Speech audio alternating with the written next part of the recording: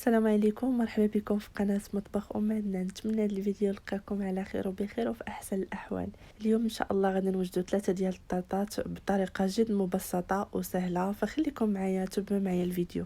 بسم الله. انا هنايا غادي نصايب 3 ديال الجينواز، ولكن غادي نعطيكم دابا مكونات غير ديال الجينواز وحده. عندي 5 ديال البيضات، غادي نفرق الصفار عن البياض.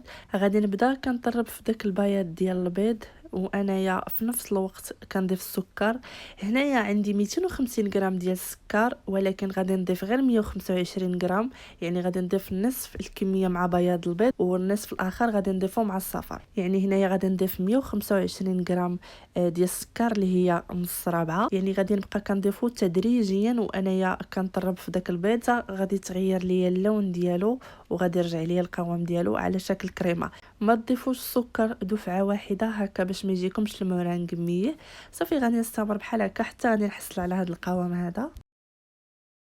دابا غادي ناخذ داك الصفار ديال البيض، غادي نضيفو عليه 4 كاس ديال الماء اللي غادي نضيفو عليه 2 معالق ديال الزيت. غادي نخلطوهم مزيان مع ديك الماء، وغادي نضيفو على الصفار ديال البيض. غادي نضيفو واحد المعلقه صغيره ديال الخل، وغادي نضيفو ما تبقى من السكر اللي هو 125 غرام، يعني نص ربع. غادي نخلطو داك الصفار مزيان حتى كيتغير لينا اللون ديالو وكيتضاعف لينا الحجم كيف كتشوفوا معايا بهذا الشكل هذا. عندي هنايا 200 غرام ديال الدقيق اللي بطبيعه الحال مغربل. عندي هنايا كيس من خميره الحلويات اللي كيعادل 7 غرام اولا 8 غرام. صافي غادي نضيفو حتى هو، وغادي نخلط المكونات مزيان مع بعضياتهم حتى ما كيبقاوش يبانوا لينا حبيبات ديال الدقيق اولا ديال الخميره. صافي من بعد ما كنحصلوا على هذا القوام هذا، دابا غادي نوقف الطراب.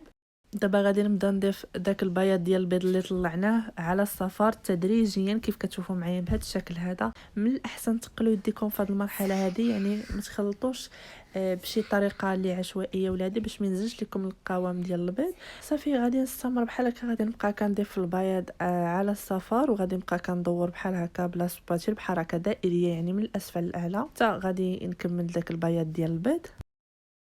صافي انا هنايا عندي المول اللي غادي نطيب فيه لا جينواز فيه 15 سنتيم. فرشت له ورق الطبخ من الاسفل وحتى من الجوانب، كنتبتو بشويه ديال الزيت اولا بالزبده. صافي وغادي نفرغ فيه نصف الكميه اللي عندي، يعني غادي نقسم الخليط الى نصفين، يعني غنطيبو على 2 ديال المرات. صافي غادي ندخلو الفرن ليكم مسخن من قبل على 170 درجه. غادي نحط المول في الوسط، غادي نشعل غير الاسفل حتى غادي يطلع لي لا جينواز، عاد غادي نشعل عليه من الفوق باش يتحمر ليا من الوجه. هنا من بعد ما طابت لي لا جينواز كيف كتشوفوا معايا الشكل ديالها كيجي زوين بزاف. وكل جينواز غادي نقسموها على 3، يعني في المجموع غادي يكون عندنا 6 ديال لي طرونش. انا هنايا غادي نقطع بهذا المنشار هذا، الا كان متواجد عندكم فما كانش قطعوا غير بسكين اللي يكون طويل، ما تقطعوش بسكين اللي صغير هكا باش ما يخسرش لكم الجينواز من الداخل. كيف كتشوفوا معايا الشكل ديال لا جينواز كيجي خفيف وكيجي زوين بزاف. هنايا خرجت لا جينواز الثانيه حتى هي بنفس الشيء كيف كتشوفوا معايا. غادي نقسمها على 3 ديال لي طرونش. الا بغيتوا الطبقات ديال لا جينواز يجيوكم شويه غلاط فتقدروا تقسموا لا جينواز غير على 2 ديال المرات. مهم كيف قلت لكم انا خرجت ليا 6 ديال الطبقات.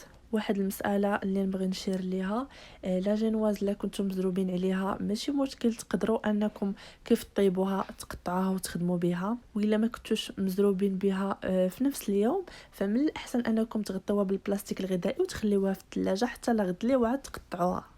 هنا غادي ندوزو باش غادي نحضروا الكريمه اللي غادي نديروها في الحشو. انا غادي ندير هنايا كريمه بالشوكولاته البيضاء، وغندير حتى كريمه بالشوكولاته السوداء. المهم عندي هنايا 500 غرام من الكريمه السائله و400 غرام من الشكلاط بيض. غادي نضيف 200 غرام من الكريمه السائله في واحد الكاسرون، وغادي نخليها فوق النار حتى غادي تسخن ليا مزيان. غادي نضيف عليها هاد الشوكولاته البيضاء اللي بطبيعه الحال قطعتها طريفات صغار. غادي نبقى كنحركها حتى غادي تذوب ليا مزيان. في حاله ما الا ما دابتش لكم غادي ترجعوها فوق النار على نار مهيله حتى كتذوب لكم. ومن بعد ما كنتاكد ان الشكلاط ذاب تماما وما بقاش كيبان، غادي نضيف عليه داك 300 غرام اولا 300 ملي من الكريمه السائله اللي كانت بقات لي. غادي نخلطهم مع بعضياتهم مزيان، ومن بعد غادي نغطي داك الكريمه بواحد البلاستيك غذائي هكا باش ما تكونش لينا داك القشره من الفوق، وغادي نخليها في الثلاجه ليله كامله. هنا غادي ندوزو باش غادي نحضروا الكريمه بالشوكولاته السوداء اللي حتى هي غادي نديروها في الحشو. عندي هنايا 500 غرام من الكريمه السائله وعندي 400 غرام من الشوكولات اسود. فمن الاحسن انكم تستعملوا الشوكولات اللي تكون النوعيه ديالو جيده، هكا كيجي مذاق زوين في الحشو. انا هنايا استعملت الشوكولات اقبل. صافي هنايا غادي ندير نفس الطريقه اللي درت في الاول، كندير 200 غرام وكنديرها فوق النار حتى كتسخن مزيان، وكنضيف عليها الشوكولات حتى كيذوب ليا تماما، وكنضيف عليه ما تبقى من الكريمه. غادي نغطيها حتى هي بالبلاستيك الغذائي ونوضعها في الثلاجه ليله كامله. هنا من بعد ما دازت ليله كامله كيف كتشوفوا معايا هنا الكلاش ديال الشوكولاته البيضاء وكلاش ديال الشوكولاته السوداء. هذا هو القوام ديالهم كيف كتشوفوا معايا كيجي كريمي. صافي غادي نوضعهم في واحد الاناء. هنايا في الشوكولاته البيضاء غادي نضيف عليها واحد معلقه ديال الفاني صغيره ومعلقه كبيره ديال البراليني. تقدروا تعوضوا البراليني بمعلقه ديال الكراميل اولا تقدروا تكتفيو غير بالفاني. غادي نحاول انني ندخل داك البراليني واحد شويه غير بيدي في داك الكاناش. صافي ومن بعد غادي نطرب بالطرب الكهربائي حتى غادي يطلع ليا داك الكريمه. صافي وغادي نتوقفوا وغادي نخليو هاد الكريمه جانبا. دابا غادي ندوزو باش غادي نطربوا الكريمه اللي بالشوكولاته السوداء. فالكاناش ديال الشوكولاته السوداء كيف كتشوفوا معايا راه كيجي شويه شاد راسو، ماشي بحال الكاناش ديال الشوكولاته البيضاء. فكيف كتشوفوا ان الكاناش ديال الشوكولاته السوداء ما خداش ليا الوقت بزاف تطراب، خصوصا الا استعملتوا نوعيه الشكلات اللي زوينه وتكون نسبه الكاكاو فيها مرتفعه، يعني من 50% الفوق.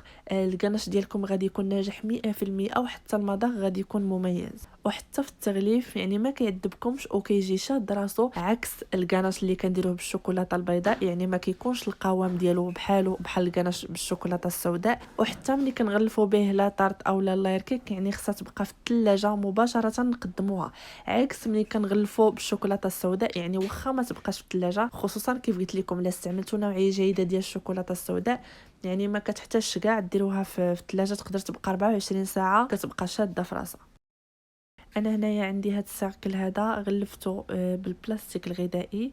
صافي غادي نحط الطبقه الاولى ديال لا جينواز وغادي نسقيها مزيان بالسيرو اللي درت فيه 2 كيسان ديال الماء وكاس ديال السنيده وجوج ساشيات ديال الفاني. غادي نخليهم فوق النار حتى كيغلى لينا داك السيرو مزيان، وكنخليوه حتى كيبرد وعاد كنبداو نسقيو به. ما تسقيوش به وهو سخون باش ما يذوبش لكم الكريمه. صافي من بعد ما سقيت لا جينواز انا ضفت هنايا الطبقه الاولى بالكريمه الشوكولاته السوداء، وضفت شويه ديال اللوز وشويه ديال الكركاع. هنا غادي ندير الطبقه الثانيه من لا جينواز وحتى هي غادي نسقيها مزيان. سقيو بالقياس يعني ما تبالغوش في السقوه بزاف هكا باش ما تضيعش لكم لا جينواز. هنا غادي ندير الطبقه الثانيه ديال الكريمه اللي بالشوكولاته البيضاء والفاني والبراليني.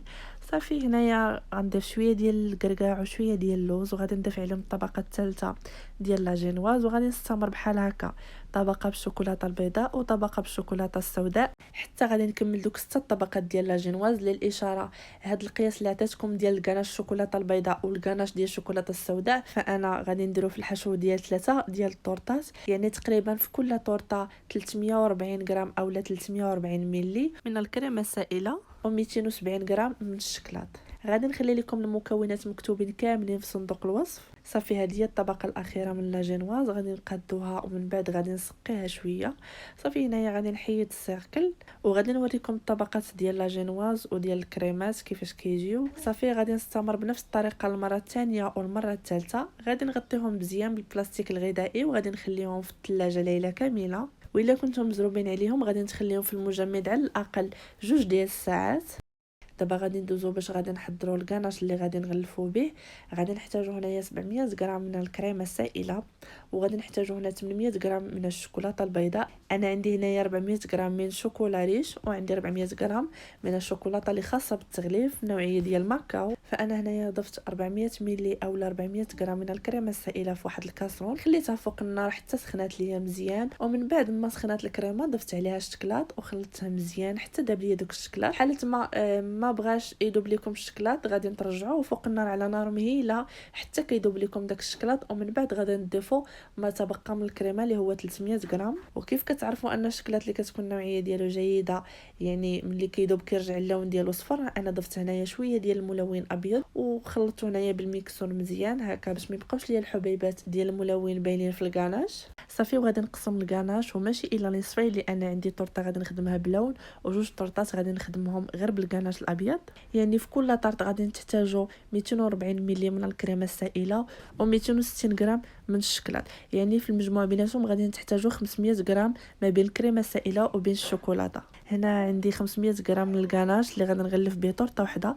ضفت ليه الملون الازرق وغادي نخلطه بالميكسور. غادي نبقى كنضيف الملون تدريجيا حتى نحصل على اللون اللي بغيت. ما تضيفوش الملون دفعه واحده هكا باش ما يضيعش لكم الكاناش.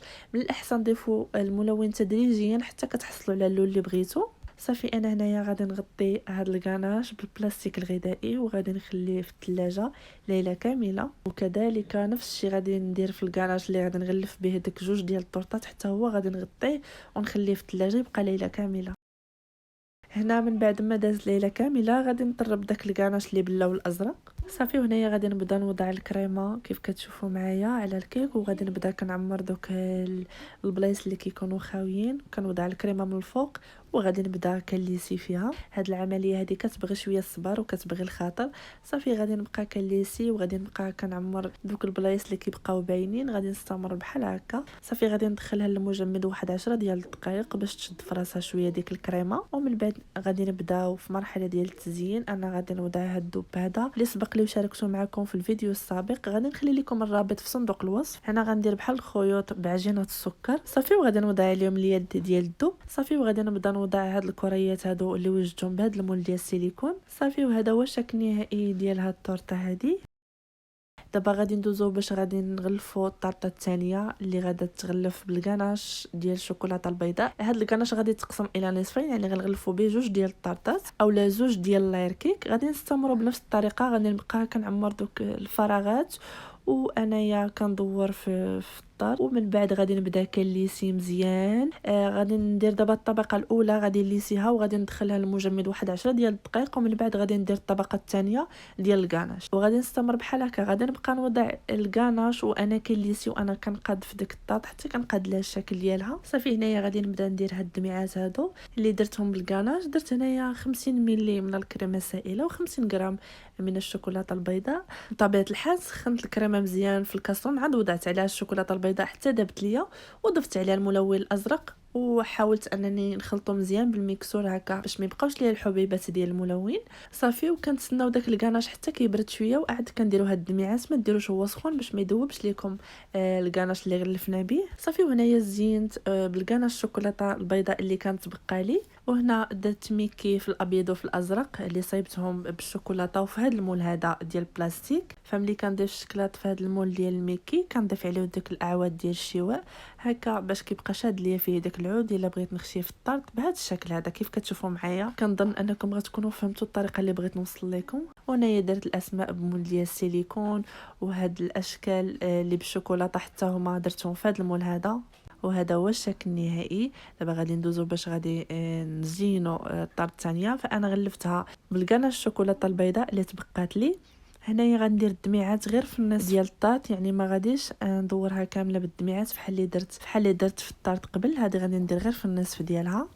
هاد الكاناش نفس الكميه اللي عطيتكم من قبل يعني 50 ملي من الكريمه السائله و50 غرام من الشوكولاته البيضاء. كيبقى اختلاف غير في اللون. في المره الاولى ضفت اللون الازرق ودابا ضفت اللون الاحمر. صافي وانا حطيت هنايا في الوسط هاد الوريده هذه اللي غلفت لها الجدر ديالها بالبلاستيك الغذائي وحطيت الاسم وزينت بهاد الاشكال ديال البابيون. وصلنا لنهايه الفيديو. الى عجبكم الفيديو ما تنساونيش من لايك. فما بقى لي الا نقول لكم بسلام عليكم.